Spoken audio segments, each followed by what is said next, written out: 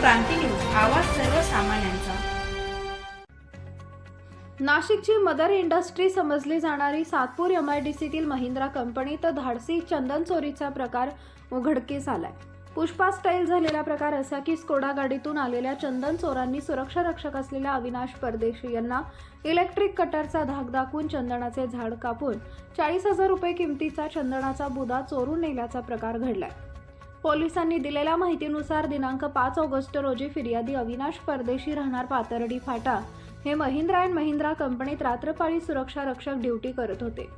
पहाटेच्या 4 वाजेच्या दरम्यान स्कोडा गाडी व दुचाकीवरून आलेल्या 3 ते 4 इसम व अंदाजे 30 ते 40 वयोगटातील डोक्याला व चेहऱ्याला रुमाल बांधून आलेल्या इसमांनी कंपनीच्या आत प्रवेश करत संशयितांनी परदेशी यांना इलेक्ट्रिक कटरचा धाक दाखवून धमकावत एका ठिकाणी बसवले। त्यांच्याजवळ असलेल्या धारदार शस्त्राने झाडाचा बुंदा कापून पलायन केले। सातपूर पोलीस परिसरातील CCTVद्वारे तपास करत आहेत। कंपनीत चोरी झाल्याने परिसरात खळबळ निर्माण झाली आहे। महाराष्ट्र क्रांती न्यूजसाठी मुख्य संपादक प्रकाश बागुल, सातपूर, नाशिक। अशाच नवनवीन बातम्या पाहण्यासाठी आमच्या महाराष्ट्र क्रांती न्यूज या YouTube चॅनलला लाईक करा, सबस्क्राईब करा आणि बेल आयकॉनला प्रेस करा।